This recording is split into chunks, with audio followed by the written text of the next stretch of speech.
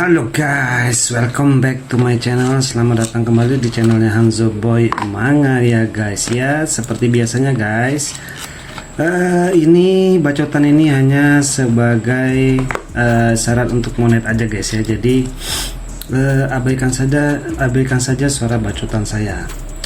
Untuk para penonton baru atau para view baru atau para anggota baru, silakan jangan lupa untuk subscribe, like, dan silakan juga tinggalkan komentarnya jika ingin request komik atau ya ingin sekedar berbahasa basi saja biar nggak kosong ya guys ya komentarnya. Selain itu juga jangan lupa untuk nyalakan notifikasinya untuk mendapatkan update-update terbaru dari Hanzo Boy Manga guys ya. Oke guys, ini adalah lanjutan komik dari yang kemarin guys ya. The First Ancestor in History ya, chapter lupa saya chapter berapa guys. Pokoknya lihat aja di judul lah, kalian tahu sendiri chapternya. Pokoknya lanjutan dari kemarin guys ya. Karena saya sedang ngerekam layar sambil ngerekam suara, makanya saya lupa chapter berapa ini guys ya. Oke guys, kita lanjut ke ceritanya lagi guys ya, ke cerita dari komik The First Ancestor in History guys. Jadi diceritakannya si Murong ini dari sekte pedang cahaya yang mengalir. Ini seharusnya ditranslate ke bahasa Inggris ya, karena dia karena dia nama suatu sekte ya. Biasa kalau nama suatu sekte atau nama benda-benda gitu dia ataupun nama pil itu dia tidak ditranslate ke Indonesia, jadi digunakan bahasa Inggris saja. Namun saya lupa kayaknya itu. Ketika si Xiaoyan ingin mengambil tindakan, kemudian gurunya mengatakan bahwa dia jangan mengambil tindakan apa-apa terlebih dahulu. Kemungkinan besar wanita ini sedang melarikan diri dari sekte Flowing Like Sword ya guys ya. Kemudian dia memberitahukan kepada murid-muridnya bahwa dia harus berpura-pura tidak melihat wanita ini ya sampai ke titik pertemuan. Oke. Lalu wanita ini pun terbangun. Posisinya itu bikin sakit kepala guys ya, nengok posisi cewek itu terbangunnya aneh-aneh aja. Dan sepertinya si cewek ini memang tidak mengingat si MC kita ya guys ya. Ketika dia ingin bertanya kepada seniornya, si MC kita langsung memperkenalkan dirinya ya guys ya. Dan betapa kagetnya dia bahwa orang yang ada di depannya itu adalah master dari sekte misterius. Saya bingung nih, nama sektenya kok berubah ya. Kemarin tuh sekte surgawi, sekarang sekte misterius. Sebenarnya saya ingin ikuti yang di awal-awal kemarin nama sektenya ya, tapi karena saya ngelihat translate nama sektenya begitu ya, saya ikutin saja guys. Jadi sesuai translate bahasa Inggris saja.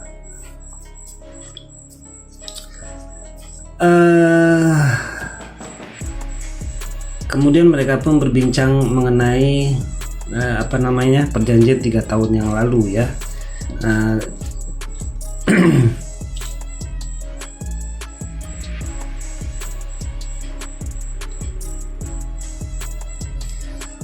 Dan sepertinya memang si MC kita ini sudah tahu kalau si Qin Kai itu ketua sekte dari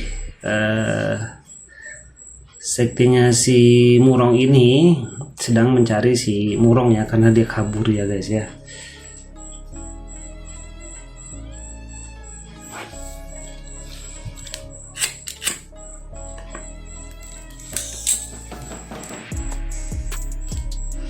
Kemudian si MC kita pun mencari mencari informasi kepada wanita ini dan bertanya kenapa si wanita ini kabur dari sekte Flowing Like Sword ya guys ya.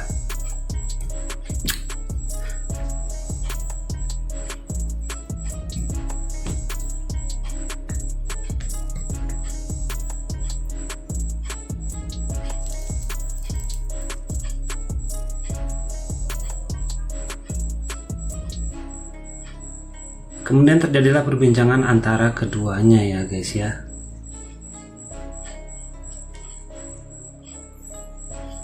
Rupanya mereka juga ternyata mereka ingin membuat suatu pertunangan dengan sekte lainnya, di mana mereka itu ingin melawan sekte Xuanmen ya, Xuanmen apa Xuantian tadi. Dia ingin melawan sekte itu ya guys, karena dua kelompok besar itu saja yang bisa melawan mereka ya.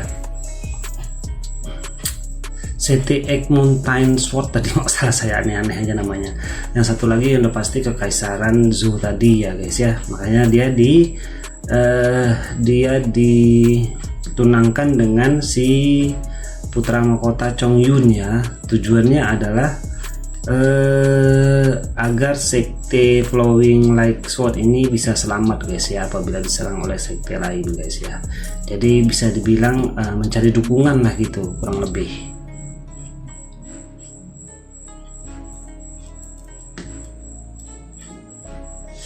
Oke, dan kemudian si wanita ini pun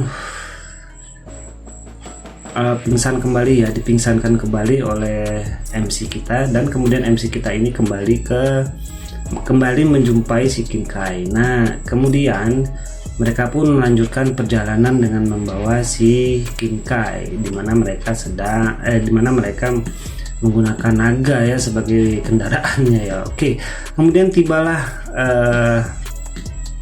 mereka di tempat dimana dulunya si Xiaoyan ini ya, sebenarnya ini adalah tempat tinggal si Xiaoyan atau ibu kota apa itu, lupa namanya. Mereka singgah untuk menemui keluarga si Xiaoyan ya guys ya.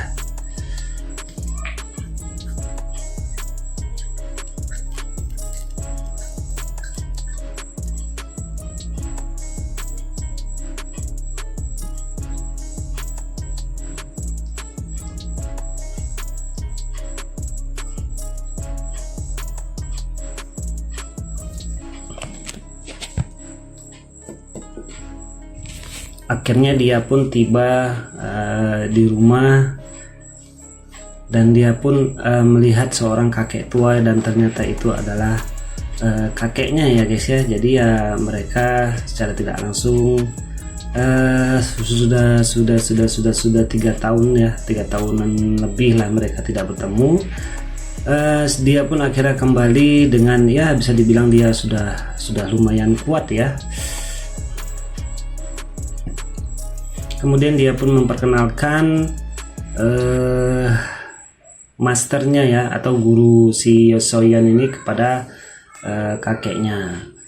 Lalu si Xiaoyan juga mencari si Zhen Er, dimana seperti yang kita tahu kalau si Zhen Er itu bukanlah cucu kandung atau anak kandung gitulah. Dan sehingga dia dibawa oleh keluarganya ya, dan dia hanya meninggalkan beberapa barang saja. Kemudian si MC kita pun bertanya kepada kakek itu ya, atau ketua Jian ya, bahwa mention dia yang tua itu kenapa bisa dapat direnov dengan barang yang bagus ya. Ternyata itu adalah pemberian dari putra mahkota Chongyun. Oke, bagaimana kisah selanjutnya? Saksikan di chapter berikutnya guys.